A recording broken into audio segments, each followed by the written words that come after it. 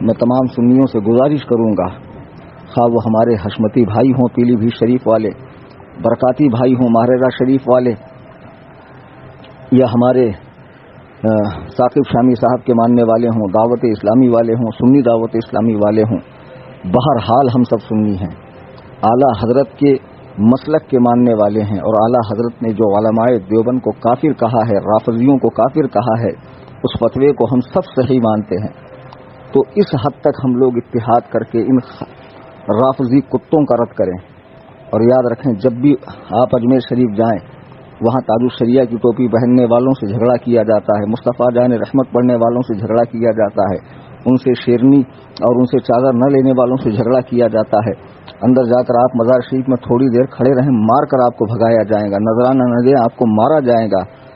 یہ ساری جو ظلم و زیادتی ہو رہی ہے، آپ ٹولی بنا کر اجمیر شریف جائیں، اور جب بھی کوئی مجاور آپ سے لڑیں سب مل کر ان کو پیٹیں، ان کی اوقات ان کو دکھائیں، خبیثوں کو کوئی حیثیت نہیں ان کا کوئی تعلق نہیں ہے سرکار غریب نواز سے۔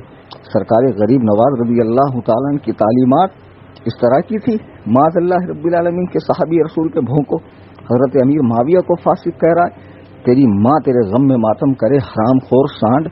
تجھے پتا ہے حضرت امیر معاویہ کے بارے میں اللہ کے نبی نے دعا فرمائی ہے کہ اللہ معاویہ کو کتاب کا حساب کا علم عطا فرما، معاویہ سے عذاب کو دور فرما لے۔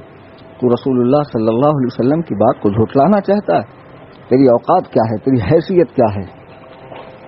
ایک پیغام میں تمام سنیوں کو دوں گا۔ بعض لوگ میرے حوالے سے سمجھتے ہیں کہ میں صرف سنیوں کی ٹانگ کھینچتا ہوں، ایسا ہرگز نہیں ہے۔ 2014 میں عبداللہ مدنی سے مناظرے کے بعد میں مشہور ہوا، اور ہمیشہ میں غیر مقلدین کا، دیوبندیوں کا، شیعوں کا، تفضیلیوں کا، بدعات و خرافات کا، اہل قرآن کا، قادیانیوں کا رد کرتا ہوں۔ میری اکثر تقریریں آپ یوٹیوب پر سن لیں، اور 32 عدد کتابیں میری رد غیر مقلدیت پر ہے۔ کبھی کبھی میں جو اپنے بھائیوں کے حوالے سے تقریر کر دیتا ہوں تو اس کی وجہ یہ بنتی ہے کہ پہل ان لوگوں کی طرف سے ہوتی ہے۔ یہ ہمارے بھائی اسٹیج پر آ کر بیان کر دیتے ہیں تو بادل ناخواستہ مجھے جواب دینا پڑتا ہے، میں جوابی کارروائی کرتا ہوں، پہل نہیں کرتا ہوں۔ ہمیشہ یاد رکھنا میرے جتنے بیانات ہیں وہ عمل نہیں ہے، رد عمل ہے۔ اس کے باوجود میں کہتا ہوں یہ ہمارے بھائی ہیں۔ اس وقت اہل سنت و جماعت میں دو فتنے اٹھ رہے ہیں۔ ایک ایسی کچھ خانقاہیں ہیں، بڑی بڑی خانقاہیں کہ جو اپنے بزرگوں کے راستے سے ہٹ کر شیعت کا لبادہ اوڑھ رہی ہے۔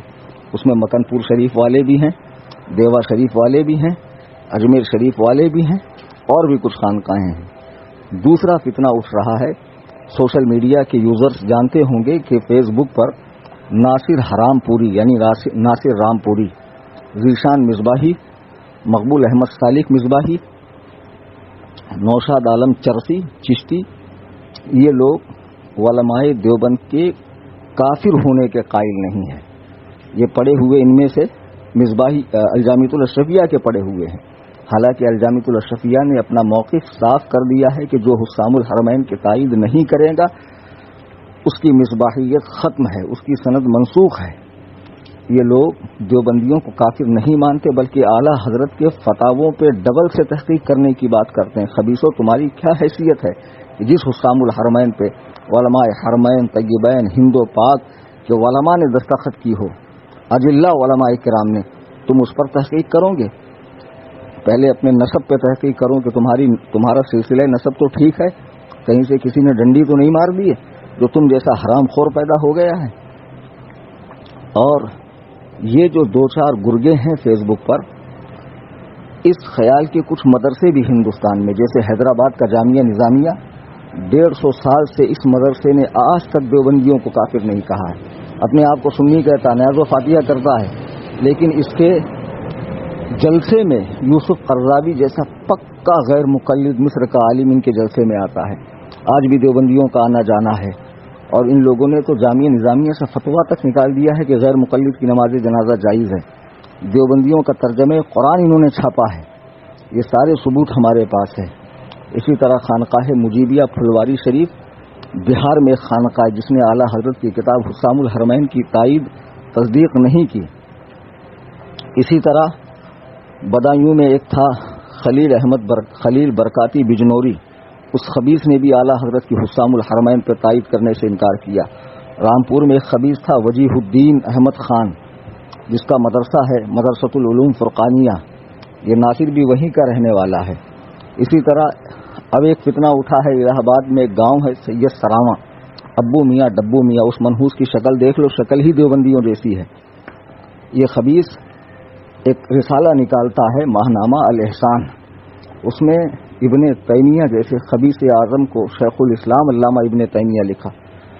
اس کے مدرسے میں باقاعدہ جامعہ عارفیہ میں دیوبندی مولویوں کا، ندوی مولویوں کا آنا جانا ہے، اور معاذ اللہ ثم معاذ اللہ یہ اعلیٰ حضرت کے فتاوے کی تائید نہیں کرتا ہے۔ لوگ کہتے ہیں بہت بڑا صوفی ہے۔ صوفی وہ نہیں ہوتا جو کفر و اسلام کو ایک کرے، صوفی تو وہ ہوتا ہے جو حق کو حق کہے، باطل کو باطل کہے، اسے کہتے ہیں حقیقی صوفی۔ میرے بزرگوں، دوستوں، میرے سنی بھائیوں، آپ کسی بھی شیخ سے مرید ہوں، کسی بھی مدرسے سے تعلق رکھتے ہوں، کسی بھی تنظیم سے جڑے ہوئے ہوں، آپ اعلیٰ حضرت کو اپنا پیشوا مانتے ہیں، اور اعلیٰ حضرت نے جو علماء دیوبند کے کفر پہ فتویٰ دیا ہے آپ اسے صحیح سمجھتے ہیں، آپ میرے بھائی ہیں، خواہ عمل کے لحاظ سے آپ کیسے بھی ہوں۔ میں فقیر محمد کلیم حنفی رضوی، میرے پیر و مرشد حضور تاج الشریعہ، ان کے جو فتاوے ہیں اس پر میرا عمل ہے۔ ویڈیوگرافی، تصویر کشی، مائک کی نماز، چین کی گھڑی، اس پر عمل کرتے ہوئے جو لوگ اس پر عمل نہیں کرتے ہیں میں انہیں غیر سنی نہیں سمجھتا، معاذ اللہ اسلام سے خارج نہیں سمجھتا۔ بہرحال وہ ہمارے سنی بھائی ہیں، مسائل کا اختلاف اپنی جگہ، لیکن آج تمام سنیوں کو مل کر ان دو فرقوں سے لڑنا ہے۔ اصل صلح کلی جو ہیں یہ جامعہ نظامیہ والے، سید سراواں والے، یہ ناصر مقبول جیسے لوگ، یہ ڈاکٹر پادری کے ماننے والے منہاجی، اور دوسرے درجے میں وہ پیر صاحبان، وہ مجاور صاحبان جو صحابی رسول حضرت امیر معاویہ پہ بھونکتے ہیں، سب متحد ہو جائیے اور ان خبیثوں سے لڑیے۔ آپ کو پتہ ہوگا کہ دعوت اسلامی کے امیر مولانا الیاس قادری نے ایک سوال کے جواب میں کہا کہ 10ویں محرم کو شادی کرنا جائز ہے، اگر کوئی نہ کرے تو اچھی بات ہے محبت اہل بیت میں۔ تب بھی اس بندے کو لوگوں نے خارجی کہا، دشمن اہل بیت کہا۔ خبیثوں، قرآن و حدیث کا علم ہے تمہیں؟ سال کے 12 مہینے ہر دن ہر سیکنڈ نکاح ہو سکتا ہے، کسی دن منع نہیں ہے۔ اللہ تعالیٰ فرماتا ہے، حدیث قدسی ہے، لا تسبوا الدہر وانا الدہر، زمانے کو گالی مت دو، زمانہ میں خود ہوں۔ تو شادی تو کسی دن بھی ہو سکتی، تم نے اتنی سی بات پہ ایک مسلمان کو خارجی کہہ دیا، تمہاری ہمتیں اتنی بڑھ گئی ہے۔ چلو آؤ مناظرہ کر لو اس پر کہ 10ویں محرم کو شادی نہیں ہو سکتی ہے۔ ساتھ میں وہ بندہ یہ بھی کہہ رہا ہے کہ اگر کوئی نہ کرے تو اچھی بات ہے، تو سوچنا چاہیے پہلے اس نے شریعت کا مسئلہ بتایا، پھر عقیدت کی بات بتائی کہ عقیدت کیا ہونی چاہیے، تاکہ شرعی مسئلے کی بھی حق تلفی نہ ہو اور عقیدت کا بھی لحاظ رہے۔ لیکن تم نے اس کی عقیدت کو نہ دیکھا۔ میرے بھائیوں، بزرگوں، متحد ہو جائیے۔ جیسے وہابی، دیوبندی، شیعہ، قادیانی غیر مقلدین کا ہم رد کرتے ہیں، ویسے ہی ان چھپے ہوئے صلح کلیوں کا، ان رافضیوں کا بھی رد کیا جائے جو مزارات اولیاء پر بیٹھے ہوئے ہیں اور امت کو برباد کر رہے ہیں، امت کو غلط راستے پر لا رہے ہیں۔ ان سب کا رد کرنا ہمارا فریضہ ہے اور بالکل رد کیا جانا چاہیے۔ اللہ تبارک و تعالی ہم سب کو قبول حق کا جذبہ عطا فرمائے، قرآن و سنت پہ چلنے کی توفیق عطا فرمائے، منہج سلف صالحین کا اتباع کرنے کی توفیق عطا فرمائے۔ وما علینا الا البلاغ۔